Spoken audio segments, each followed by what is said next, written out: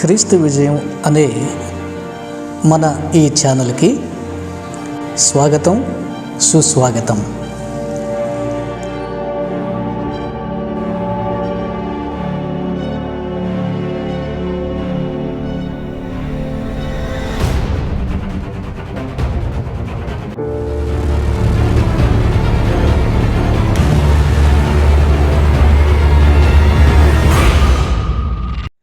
పరము నుండి పోయబడిన పరిమళ తైలం, పరము నుండి పోయబడిన పరిమళ తైలం, యేసునామం, శ్రీ యేసునామం. హల్లెలూయా.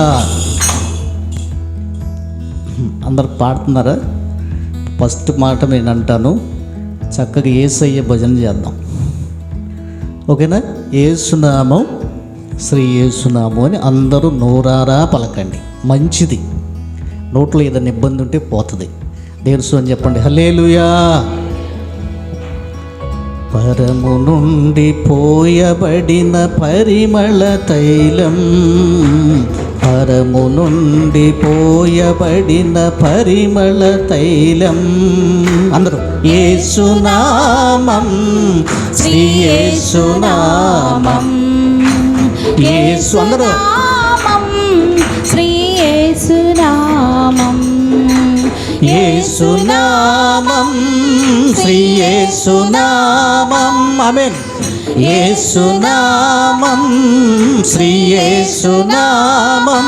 మళ్ళీ యేసునామం, శ్రీ యేసునామం, యేసునామం, శ్రీ యేసునామం. పరము నుండి పోయబడిన పరిమళ తైలం, పరము నుండి పోయబడిన పరిమళ తైలం. అందరూ యేసునామం, శ్రీ యేసునామం, యేసునామం, శ్రీ యేసునామం. మళ్ళీ యేసునామం, శ్రీ యేసునామం, యేసునామం, శ్రీ యేసునామం, యేసునామం, శ్రీ యేసునామం. పిల్లలు కూడా పాడాలి. యేసునామం, శ్రీ యేసునామం. హల్లెలూయా. ప్రియులారా, పరలోక రాజ్యము సమీపించి ఉన్నది గనక మారు మనసు పొందండి. యేసయ్య మొట్టమొదటిగా సువార్త ప్రకటించాడు.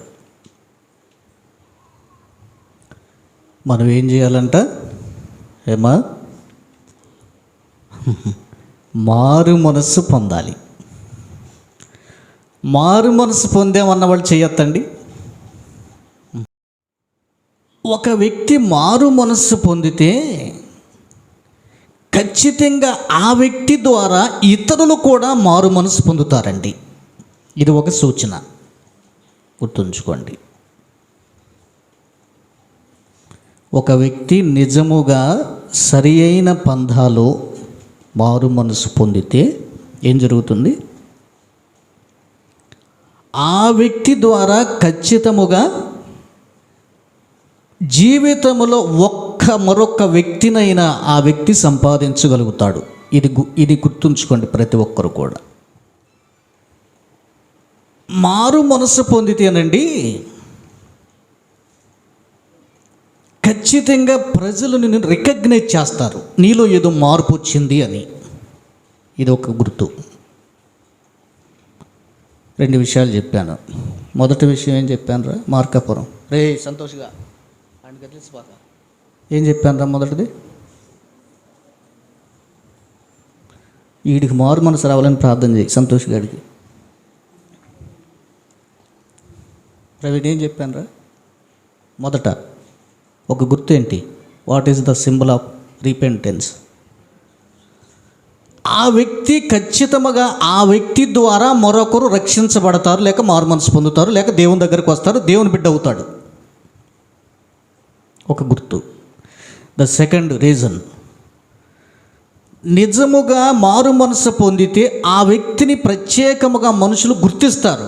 ఈ వ్యక్తి మారింది, ఈ వ్యక్తి మారిందిరా, అరే ఈ అమ్మాయి ఈయన మారాడు, అరే ఎంత మార్పు వచ్చింది ఇంతలోకే, ఇదివరకు ఎట్లా ఉండేవాడు. ఏమండి, అంతే కదా. మారు మనసు వచ్చినప్పుడు అండి, ఇక్కడ టెంపరీ మారు మనసు ఉంది, లైఫ్ టైం మారు మనసు ఉంది. సెల్ ఫోన్లో ఇట్లా వాడతారు కదా లైఫ్ టైం అన్ను, ఇంకేమన్నా దాన్ని పోస్ట్ పెయిడ్ ప్రీపెయిడ్ అంటారా. టెంపరీ మారు మనసు పొందినటువంటి వాళ్ళు చాలామంది ఉంటారు. టెంపరీ మారు మనసు పొందటం, వీళ్ళకి సడన్గా మారు మనసు వస్తుంది, సడన్గా పోతుంది, మళ్ళీ సడన్గా వస్తే మళ్ళీ సడన్గా పోతుంది. వీళ్ళ లెక్క ఇది. వీళ్ళు చాలామంది ఉన్నారు. లైఫ్ టైం మారు మనసు పొందినటువంటి వారు ఇక వాళ్ళు పడిపోవటం లేదండి, జారిపోవటం లేదండి. అది చాలా రేరుగా కొద్ది మందికి దేవుడిచ్చే కృపావరం, నా ఎక్స్పీరియన్స్లో చెప్తున్నా. Hallelujah. For suppose experience in my life about my dad. నాన్న గురించే నా ఎక్స్పీరియన్స్లో చెప్పగలను. నాకు ఊహ తెలిసినప్పటి నుంచి, నేను పుట్టకముందు ఆయన మారు మనసు పొంది దేవుని సేవకులయ్యారు, సేవ చేస్తున్నారు నాన్న, మీ అందరికీ తెలుసు. నాకు ఊహ తెలిసిన తర్వాత ఆయన చనిపోయేంత వరకు జారిపోవటం కానీ, నోరు జారటం కానీ, తన క్రియల్లో కానీ, మాటల్లో కానీ, హావభావాల్లో కానీ, డబ్బుల విషయంలో కానీ, సేవించే విషయంలో కానీ, సేవ చేసే విషయంలో కానీ, స్వార్థం కానీ, కఠినత్వం కానీ, పాపము కానీ లేకుండా జీవించి ఆయన మరణించారు.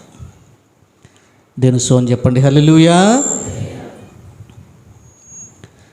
వేటక నీ ఉరిలోని పక్షిలా గాయములతో మూల్గుచుండగా, వేటగా నీ ఉరిలోని పక్షిలా గాయములతో మూల్గుచుండగా, నా స్వరమునే నీ వింటివా, నేనున్నాను అని అంటివా, దేవా దేవా నా దేవా, దేవా దేవా నా దేవా, ఎందుకయ్యా నాపైన ఇంత ప్రేమ, ఎందుకయ్యా నాపైన ఇంత ప్రేమ. హల్లెలూయా. ఈ పాట నేనే వ్రాసాను, మీకు గుర్తుందో లేదో. సరే, hallelujah. For suppose from the Bible, అపోస్తులుడైన పౌలు దుర్మార్గుడు. పూర్వం ఏంటంట, చదవండి, పత్రికలో చెప్తున్నాడు. మంచి విషయాలు నేర్చుకుందాం. పౌలు ఏం చెప్తున్నాడో చూడండి. యవనస్తులైన పిల్లలు పోటీ పడి చదవాలి. రిఫరెన్స్ చెప్పలేదు, అయినా మీరే చదవాలి. తిమోతి పత్రిక, మొదటి పత్రిక తిమోతి 12వ వచనం, మొదటి అధ్యాయము. గీత చదువమ్మా, గీత గంతే జగన్. పూర్వమందు ఎప్పుడు మారు మనస్సు లేనప్పుడు, ఆయన వింటున్నారా రాజుగారు? తిమోతి పత్రిక అండి. పౌలు అంటున్నాడు, పూర్వములో నాకు మారు మనసు లేనప్పుడు నేను ఎలాంటి వాడిని అంటే, దోషకుడనో అంటే ఏంటండి, బూతులాడేవాడు, దూషించేవాడు, నోరు సరిగా ఉండేది కాదు, మాట సరిగా ఉండేది కాదు, తన ఇష్టానుసారంగా నోటిని వాడేవాడు. అందుకే నేను దోషకుడను. దోషణ మాటలు ఎక్కడి నుంచి వస్తాయి? నోట్లోంచి వస్తాయి. దోషకుడను అండ్ హింసకుడను, హాని చేసేవాడిని. మారు మనసు పొందకముందు కొట్టేవాడు, తిట్టేవాడు, మంచివాడు కాదు. అయితే దేవుడు తన పరిచర్యకు నియమించిన తర్వాత పరిచర్య చేయటానికి నమ్మకమైన వానిగా దేవుడు నన్ను ఎంచినందుకు హల్లెలూయా. ప్రియులారా, ఆయన నన్ను బలపరిచాడు. ఇప్పుడు ఆయన నన్ను వాడుకుంటున్నాడు. నాకు ఆయన మారు మనసు దయచేశాడు. ఆయనకి నేను కృతజ్ఞున్నై ఉన్నాను. అప్పుడు తెలియక అవిశ్వాసము వలన చేశాను కాబట్టి దేవుడు నన్ను రక్షించాడు. హల్లెలూయా.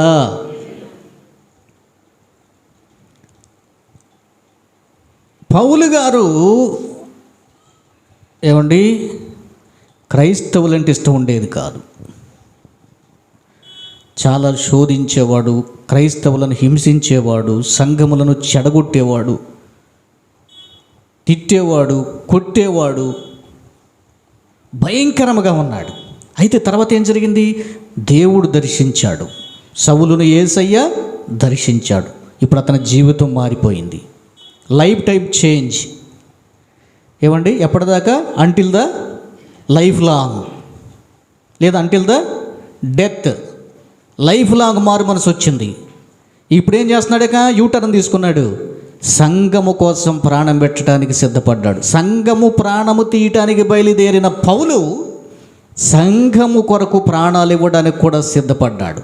దేవుని కోసం దెబ్బలు తిన్నాడు, దేవుని కోసం బూతులు తిట్టించుకున్నాడు, దేవుని కోసం రాళ్లతో కొట్టించుకున్నాడు, దేవుడి కోసం నిందలు భరించాడు. చూసారా, ఇది లోతైన మారు మనసు. ఇక ఆయన ఎప్పుడు పడిపోయినట్లుగా లేదు, చచ్చిపోయేంతవరకు.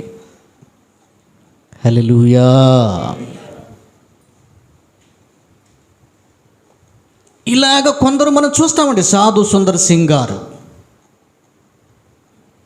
భక్తులైనటువంటి దానిలయ్య గారు, జో గారు, సీమోనయ్య గారు, ప్రకాశమయ్య గారు, నాన్న, ఇలాగున పిఎం శామ్యుల్ గారు, భక్త సింగ్ గారు, ఇలాగున చాలామంది భక్తులు వారి జీవితంలో మారు మనసు పొందిన తర్వాతకి ఎన్నడూ వారు తిరిగి లోకములోనికి రాలేదు. ఇది శ్రేష్టమైన మారు మనసు. దేని సోని చెప్పండి. హల్లెలూయా.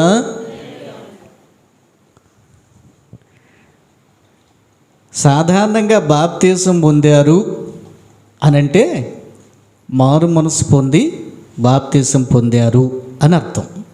ఇప్పుడు బాప్తీసం పొందిన వాళ్ళు చేయొత్తండి. కూర్చున్న వాళ్ళు ఎంతమంది బాప్తీసం తీసుకున్నారు? దీనికైనా ధైర్యంగా చేయొత్తండి. భయపడతారు ఎందుకు? Very good. బాప్తిస్మము పొందితే పరలోకం వెళతారన్నది కరెక్ట్ కాదు. మారు మనసు పొంది బాప్తిస్మము పొందితే పరలోకం వెళతాం, ఇది బైబిల్ చెప్తుంది. ప్రియులారా, పాపములు క్షమించబడ్డాయి అన్న ఒక గురుతే బాప్తిస్మం పొందటం. According to the Holi Bible, బాప్తిస్మం అంటే ఏంటి?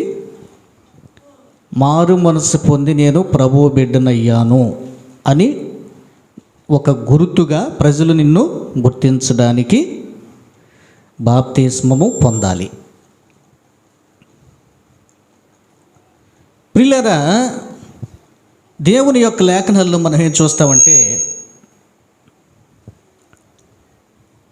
మారు మనసు పొందాలి, మారు మనసు పొందాలి, పాప క్షమాపణ పొందాలి, పరిశుద్ధాత్మను పొందాలి. ఇలాంటి మాటలు బైబిల్లో మనం చూస్తాం. మారు మనసు వస్తే పాపముల క్షమాపణ అనేది వస్తుంది.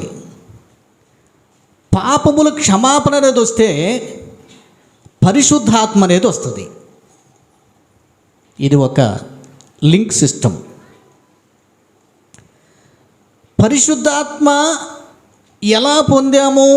పరిశుద్ధాత్మ ఎప్పుడు వచ్చిందా? పరిశుద్ధాత్మ మనం దర్శించిందా అని చెప్పడానికి కూడా ఇక్కడ రెండు మూడు విధాలైనటువంటి పద్ధతులు ఉన్నాయి.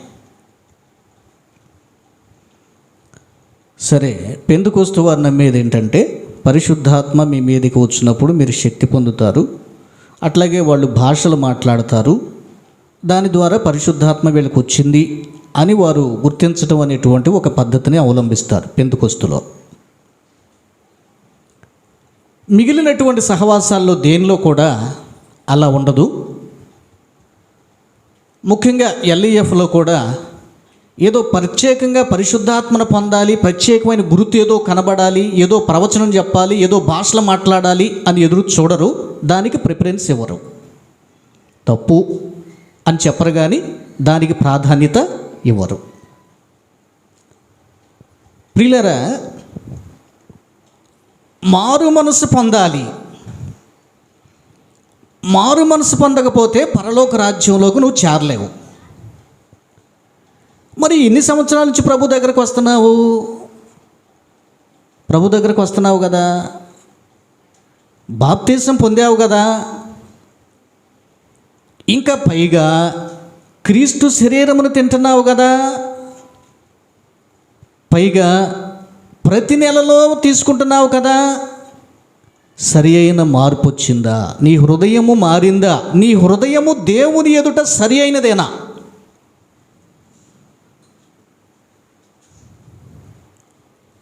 పైకి మనం ఎంత భక్తిగా ఉన్నా ఎందుకండి నరకంలోకి వెళతాం. పైకి భక్తి వద్దు. కొంతమంది పైకి భక్తి కలిగిన వారిలా కనిపిస్తారంట. వాళ్ళ మాటలు అబ్బో ఎంత తీగా ఉంటాయో, మనం అలాగ చెప్పలేం.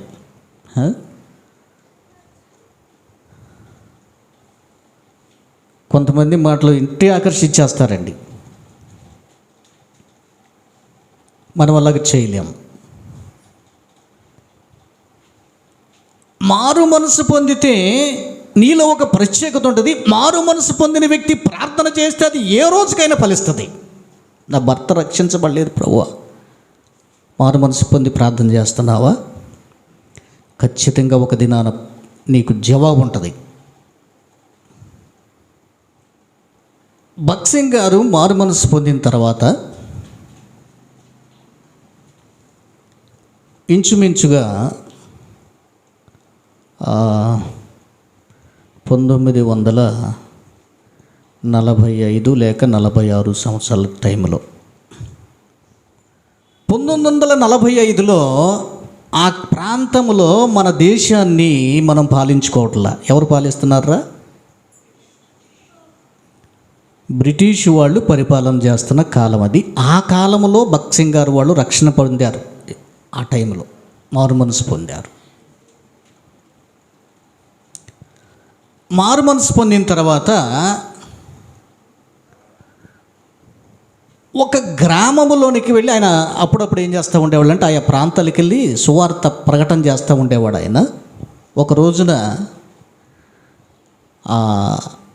ఒక గ్రామాన్ని ఎంచుకొని ఎంతో కష్టపడి ప్రయాసపడి నడుచుకుంటా కొన్ని కిలోమీటర్లు ప్రయాసపడి కష్టపడి ఆ గ్రామంలోకి వెళ్ళాడంట సువార్త ప్రకటించడానికి. ఎవరు? భగత్ సింగ్ గారు చెప్తున్నారు. ఆ గ్రామంలోకి వెళ్ళి సువార్త ప్రకటించడానికి వెళ్ళి బైబిల్ చేతబట్టుకొని పాటలు పాడుకుంటూ గ్రామంలోకి వెళ్ళగానే ఆ గ్రామంలో ఉన్నటువంటి వాడంతా కూడా ఇక ఏమంటారు, కొడతానికి వచ్చారంట. ఆ రోజుల్లో కూడా ఉన్నారు ఈ మతోన్మాదులు.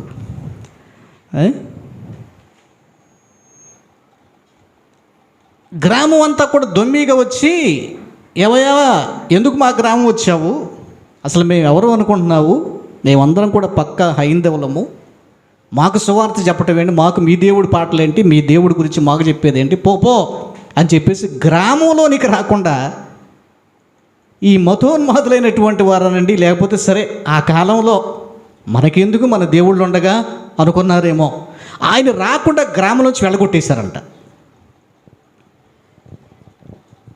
సరే, ఆయన వెనక్కి తిరిగి ఆ ఊరు చివర ఒక చెట్టు ఉంటే ఆ చెట్టు కాడ నుంచుని కొద్దిసేపు ప్రార్థన చేశాడంట.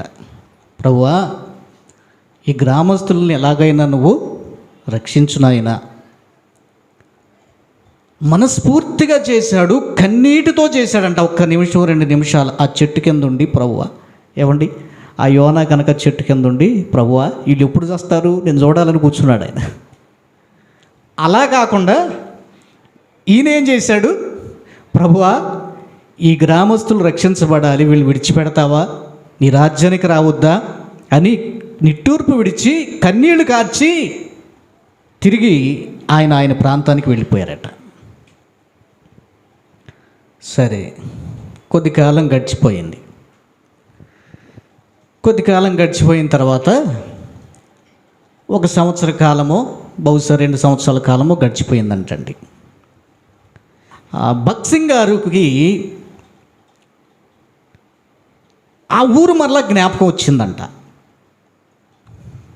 మరలా జ్ఞాపకం వచ్చిన తర్వాత ఆయనతో ఉన్నటువంటి వాళ్ళకి చెప్పి మరొకసారి ఆ ఊరు వెళ్ళొద్దాం అన్నాడంట. సరే, వీళ్ళు ఏమన్నారంటే, అయ్యగారు ఆయనతో ఉన్నవాళ్ళు ఎందుకండి లేనిపోయింది, వాళ్ళు పొన్నే కొట్టబోయారు మనల్ని, ఎందుకు వచ్చిన గొడవ, మనల్ని ఎంతమంది పిలుస్తున్నారు సువార్త వినటానికి, అక్కడికి వెళదాం వద్దని చెప్పేసి వీళ్ళు అన్నారంట.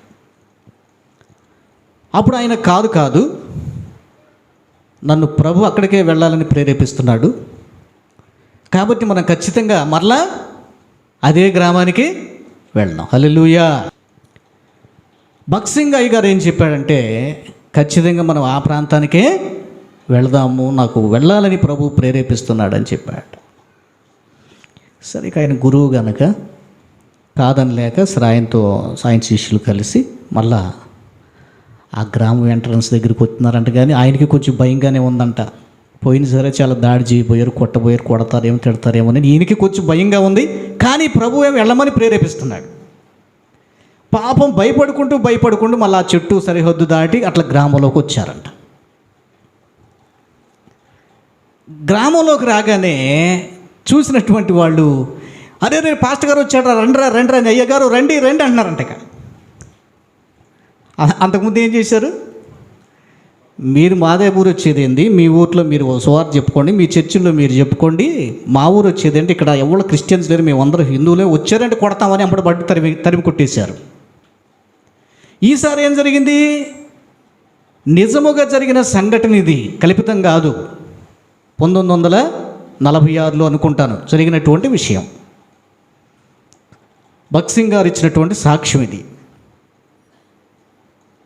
ఈసారి ఏమన్నారంటే, అయ్యా రండి యేసయ్య గురించి చెప్పండి, పాటలు పాడండి, వాక్యం చెప్పండి, రండి అయ్యా మీకోసం ఎదురు చూస్తున్నాం అయ్యా అంటున్నారట. ఏంటి ఎంత మార్పు వచ్చింది వీళ్ళకి అనుకొని, సరే సంతోషంగా ఇంక వీళ్ళకి అవకాశం కదా చక్కగా సంతోషంగా గబగబ ఊరు లోపలికి వెళ్ళిపోయారు. లోపలికి వెళ్తే ఊరు నడిమొచ్చిన ఒక చర్చి గట్టు ఉంది. వీళ్ళకి ఆశ్చర్యం వేసిపోయింది. చర్చి ఉంది, చర్చిలో జనమంతా కూడా అంత మారు మనసు పొందారు. దాని మీద మాత్రం ఒక పేరు రాసుకున్నారంట. వాళ్ళకి ఈ వాక్యాలు ఏం తెలియక యేసు అని చర్చికి రాశారంట పేరు. చర్చి మీద ఏం రాశారు, ఒకే ఒక మాట యేసయ్యా అని రాసుకున్నారంట. సరే, వీళ్ళు సంతోషంగా చర్చి ఉంటే ఇంకేళ్ళకేం భయం, చక్కగా వెళ్ళారు. ఆ రోజు పాటలు పాడారు, ఊరంతా వచ్చేసిందంట, ఊరంతా వచ్చేసారు, అందరూ వచ్చారు. సరే వీళ్ళు పాటలు పాడారు, వాక్యం చెప్పారు, అయిపోయింది, అంతా అయిపోయింది. కానీ భక్సింగ్ గారికి ఆ ఆగట్ల అసలు ఏం జరిగింది ఎక్కడ తెలుసుకోవాలనుకున్నాడంట. సరే సాయంకాలానికి అప్పుడు ఈయన అడిగాడంటయ్యా, నేను గతంలో వచ్చినప్పుడు నన్ను రావద్దన్నారు కదా, ఇంతలో ఈ మధ్యకాలంలో ఏం జరిగింది, అసలు ఏంటి, మీరందరూ ఎందుకు మారు మనసు పొందారు, ప్రభువుని ఎందుకు నమ్ముకున్నారని అడిగాడంట. అప్పుడు వాళ్ళందరూ ఏకకంఠంతో, మేమందరం మారు మనసు పొందడానికి మా ఊరిలో ఒక ఆయన ఉన్నాడు సుబ్బయ్య, ఆయన వల్ల మేము మారు మనసు పొందామన్నారంట. జాగ్రత్తగానండి ప్రియులారా.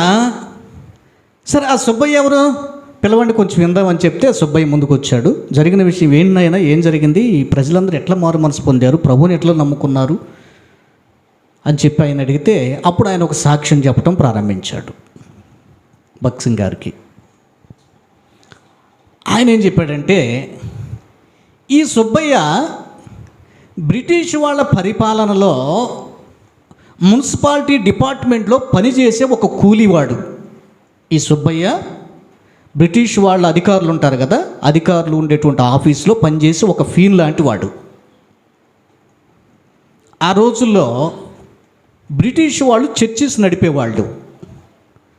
బ్రిటిషర్స్ కూడుకొని చర్చిలో ప్రార్థన చేసుకునేవారు అక్కడక్కడ.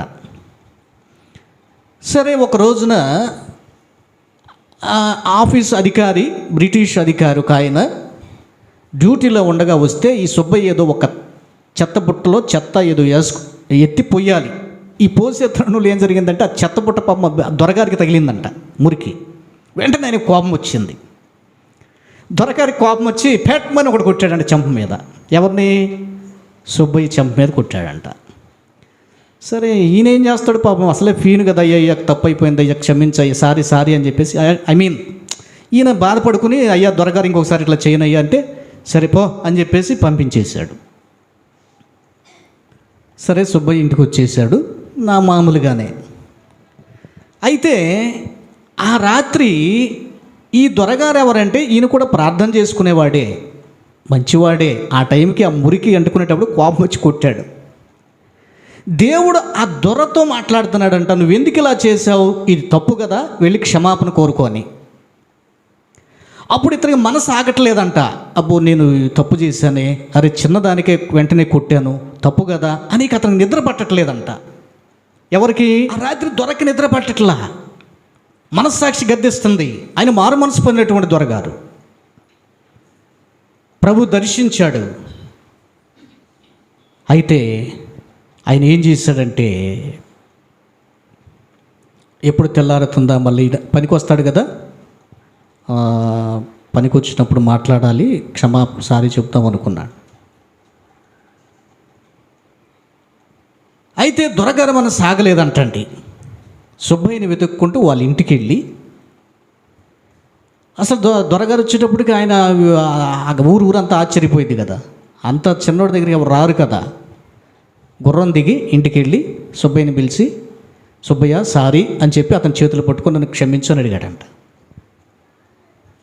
ఆయనకి ఆశ్చర్యం వేసింది సుబ్బయ్యకి, అదే ఇదేంటి, అసలు అంత ఆఫీసర్ ఏంటి నా ఇంటికి రావటం ఏంటి, లేకపోతే నా దగ్గరకు రావటం ఏంటి, నన్ను పిలవటం ఏంటి, నాకు సారీ చెప్పటం ఏంటి, నన్ను క్షమించమని అడగటం ఏంటని ఇతని హృదయము కూడా చేంజ్ అయిపోతూ ఉంది.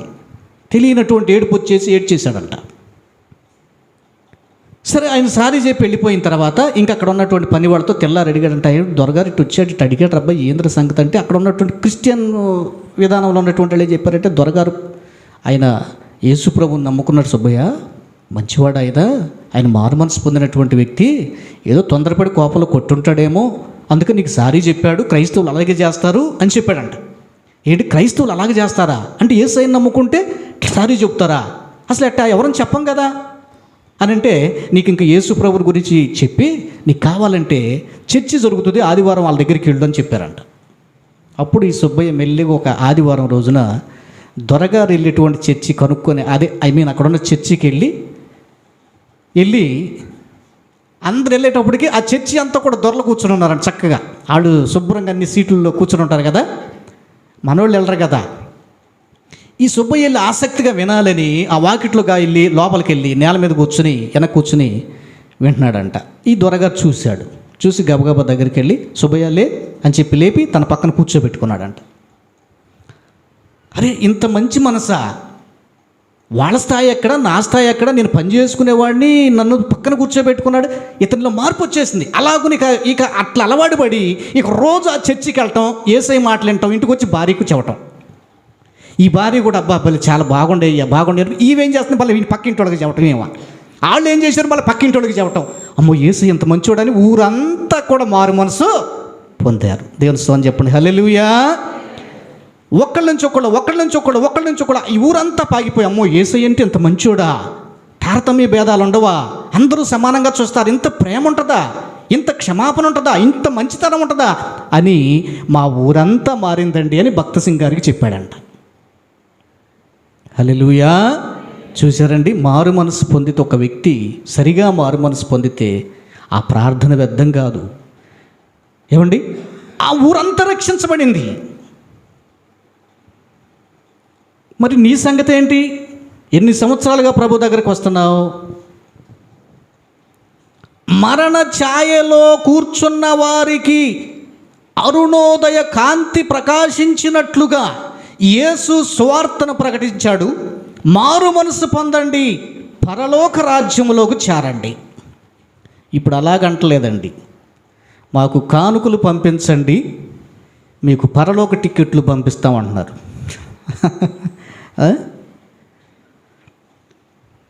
యేసయ్య అలా చెప్పలా.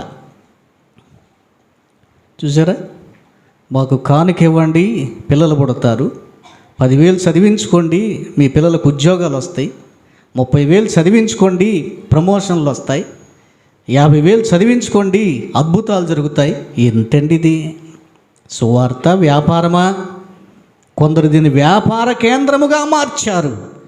దేవుని సత్యవాక్యాన్ని కలిపి చెరుపుతున్నారు. యేసు వేదన చెందాడు. వ్యాపారం చేసేటువంటి ఆ దేవాలయములోకి వెళ్ళిన యేసు దేవాలయములో ఉన్నటువంటి బల్లలను పడద్రోసి గువ్వలమ్మ వారి వాటిని అన్నింటిని కూడా లాగివేసి కొరడాలు చేసి కొట్టి తిట్టి నా తండ్రి ఇంటిని వ్యాపార స్థలముగా దొంగలకుగా మారుస్తారా మీరు అని ఆయన పౌరుషంగా కోపంగా వేదన చెందిన సంఘటన బైబిల్లో చూస్తాం మనం. చాలామంది ఏం చేశారంటే క్రైస్తవ్యాన్ని వ్యాపారంగా మార్చుకున్నారు. కొందరు వ్యక్తులు, వారి ద్వారా యేసయ్యకు అవమానం వస్తూ ఉంది. యేసయ్య సత్య సువార్త ఒక్కటే, మారు మనసు పొందండి.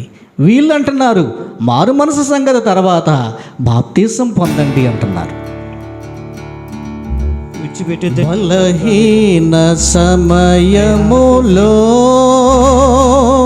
నీ స్తోత్రాలు అయ్యా, నీ బలము ప్రసాదించుము.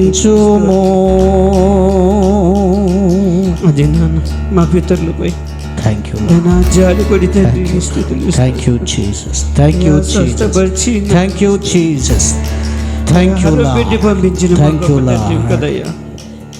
అయ్యా ఈ మధ్యాహ్న కాలశంలో ప్రభు ఇండిన ఎముకలన్నీయో తిరిగి జీవింపచేయుమయా.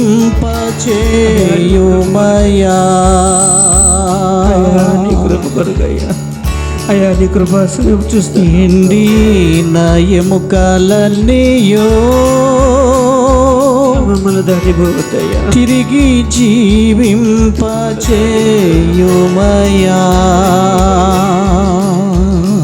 థ్యాంక్ యూ అయ్యా యేసయ్యా, మీకు మీ సన్నిధికి వచ్చినప్పుడు యేసు మీకు వందనాలు. స్తోత్రాలు. కనికరించయ్యా, దయచూపు తండ్రి.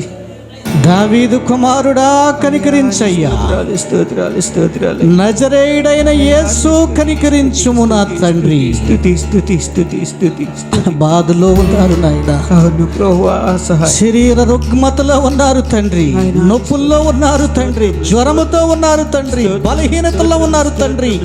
ప్రతి బంధకము యేసు నామములో తెగిపోవును గాక. ఆమేన్. స్తుతి నాయన, స్తుతి నాయన, స్తుతి నాయన. అయ్యా సహాయం చేయండి. అయ్యా స్తోత్రాలు. బిడ్డలను ముచ్చండి నాయన. స్తుతయ్య స్తుతయ్య. హరిపాదం మొదలుకొని శిరస్సు వరకు ముచ్చండి. స్తుతయ్య రైట్ నౌ టచ్ దెం. స్తుతి స్తుతి స్తుతి. ఓ లార్డ్. అయ్యా యేసయ్యా, స్తోత్రములు. యేసయ్యా మా మధ్యలోకి రమ్ము ప్రభువా. స్తోత్రములు. పరిశుద్ధాత్మ తండ్రి, స్తోత్రములు. హీల్ దెం, స్తోత్రం. Touch them. ఆమేన్. యేసయ్య ఇప్పుడే మీ నొప్పి బలహీనత మిమ్మల్ని విడిచిపోవును గాక. ఆమేన్. స్తుతులు స్తుతులు స్తుతులు. ఆదరించు నాయన, అయ్యా దయచేయ్యా, కనికరించు నాయన. అయ్యా సహాయం చేయండి తండ్రి. ప్రతి ఘోర పాపమును కడుగును మన యేసయ్యా రక్తము. నాయనా మీకు స్తుతి. మీరు ముట్టండి. యేసు నామములో మీ నొప్పి మిమ్మల్ని విడిచిపోవును గాక. ఆమేన్. స్తోత్రములు. అయ్యా విడుదల దయచేయండి, విడుదల దయచేయండి. నుంచున్న ప్రతి బిడ్డను పేరు పేరు వరుసన మీరు ముట్టండి, మీరు ముట్టండి. ప్రతి బలహీనత తీసివేయండి, మంచి ఆరోగ్యం దయచేయండి. దర్శించు నాయన, విశ్వాసంతో నింపు తండ్రి. ప్రతి బంధకము, ప్రతి చీకటి శక్తులు మిమ్మల్ని విడిచిపోవును గాక. ఆమేన్. స్తుతులు తండ్రి. స్తోత్రములు స్తోత్రం. యేసయ్యలో అడుగుచున్నాను తండ్రి. ఆమేన్. ఆమేన్. ఆ రీతిగా యేసయ్య నుంచున్న ప్రతి వ్యక్తిని ముట్టి తాకి స్వస్థతనిచ్చునుగాక. ఆమేన్. ఆమేన్. Please subscribe our YouTube channel Christu Vizium. క్రీస్తు విజయం అనే మన ఛానల్ని సబ్స్క్రైబ్ చేయండి. మన వీడియోలను లైక్ చేయండి, షేర్ చేయండి, కామెంట్ చేయండి. మన క్రీస్తు విజయం అనే ఛానల్లో ఆధ్యాత్మిక సందేశాలు, మంచి మంచి సాక్ష్యాలు, వార్తా విశేషాలు ప్రచురింపబడుతున్నాయి. తప్పక వీక్షించండి, దీవెనలు పొందండి. Please like, share, comment our videos. Don't forget to subscribe Kristu Vijayam.